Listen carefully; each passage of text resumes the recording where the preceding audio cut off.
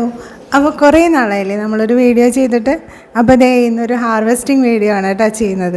നമ്മുടെ ടെറസിൽ കുറച്ച് വഴുതനങ്ങ നട്ടിട്ടുണ്ടായിരുന്നു. അതുപോലെ വെണ്ട, പച്ചമുളകൊക്കെ ഉണ്ടായിരുന്നു. പക്ഷേ ഇപ്പോൾ വഴുതനങ്ങയിൽ അത്യാവശ്യം വഴുതനങ്ങ ഉണ്ടായിട്ടുണ്ട്. അപ്പോൾ അത് പറിക്കാൻ സമയമായി. അപ്പോൾ അത് പറിക്കുന്ന സമയത്ത് വീഡിയോ എടുക്കാമെന്ന് വിചാരിച്ചു.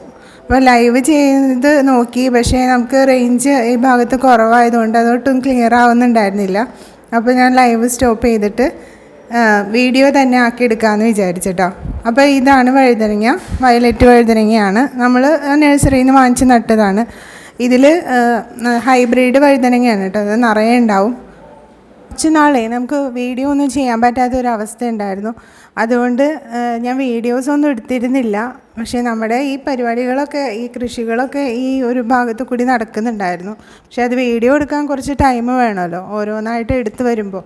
അപ്പോൾ അതിനൊന്നും ടൈം ഉണ്ടായിരുന്നില്ല. നമ്മൾ ചെയ്യുന്ന കാര്യങ്ങൾക്കൊന്നും മുടക്ക് വരുത്തിയിരുന്നില്ല. അതങ്ങനെ തന്നെ ചെയ്ത് പോന്നിരുന്നു കേട്ടോ. അപ്പോൾ ലൈവ് ഇടാൻ പറ്റുന്ന സമയങ്ങളിൽ ചിലപ്പോഴൊക്കെ ലൈവ് ഉണ്ടായിരുന്നു. എന്നാലും കുറേ കാര്യങ്ങളൊക്കെ ഇതിൻ്റെ ഇടയിൽ നടന്നതൊക്കെ വീഡിയോ ആയിട്ട് ഇടാൻ പറ്റിയില്ല. അങ്ങനെ കുറേ മിസ്സിങ്ങൊക്കെ സംഭവിച്ചിട്ടുണ്ട്. അപ്പോൾ ഇനിയും ഉറപ്പൊന്നും പറയാൻ പറ്റില്ല, മനുഷ്യൻ്റെ കാര്യമാണ്. എനിക്ക് കറക്റ്റായിട്ട് വീഡിയോ ഇടാൻ പറ്റുമോയെന്നോ ഒന്നും എനിക്ക് ഉറപ്പില്ല. എന്നാലും എന്നെക്കൊണ്ട് പറ്റുന്ന പോലെ ഞാൻ എൻ്റെ വീഡിയോ മാക്സിമം ഇടാൻ ഇനി ശ്രമിക്കുന്നുണ്ട് കേട്ടോ. അപ്പോൾ ഇന്ന് നമ്മൾ മോളിൽ നിന്ന് പറിച്ചെടുത്തതെന്ന് വെച്ചാൽ വഴുതനങ്ങയാണ്. ഞാൻ നേരത്തെ പറഞ്ഞല്ലോ, വയലറ്റ് വഴുതനങ്ങയാണ്. നമ്മൾ 4 തൈ നട്ടിട്ടുണ്ടായിരുന്നു. അതിൽ 4 നമ്മൾ താഴെ തന്നെയാണ് നട്ട് വെച്ചിരുന്നത്. പക്ഷെ അവിടെ വെയിൽ കുറവായതുകൊണ്ടും പിന്നെ നിറയെ പുഴുക്കളൊക്കെ വന്ന് ഈ വഴുതനങ്ങയുടെ ഇലയൊക്കെ കംപ്ലീറ്റ് തിന്നുകൊണ്ട് പോയി. അതുകൊണ്ട് തന്നെ നമ്മൾ ഇതിനെ മുകളിലേക്ക് വെച്ചിട്ടുണ്ടായിരുന്നു, ടെറസിൽ.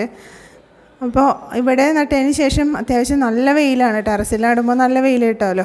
നല്ല വെയിലത്ത് നന്നായിട്ട് നിൽക്കുകയും അതുപോലെ തന്നെ അതിൽ വഴുതനങ്ങ ഉണ്ടാവുകയും ചെയ്തിട്ടോ. പിന്നെ ഇതേ 2 ചീര പറിച്ചെടുത്തു.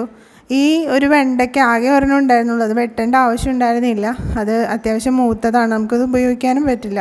വെട്ടിക്കഴിഞ്ഞപ്പോഴാണ് അത് ഓർത്തത് കേട്ടോ. ഇക്കൊല്ലം മാവ് എല്ലായിടത്തും നന്നായിട്ട് പൂത്തിട്ടുണ്ട്. പക്ഷേ ആ പൂക്കൾ മാത്രമേ ഉള്ളൂ, അധികം കായൊന്നും പിടിച്ചിട്ടില്ല കേട്ടോ. അപ്പോൾ ഇവിടെ പൂത്തത് നോക്കുകയാണെങ്കിൽ നിറയെ കായ പിടിക്കേണ്ടതാണ്, പക്ഷെ അധികമൊന്നും ഉണ്ടായിട്ടില്ല.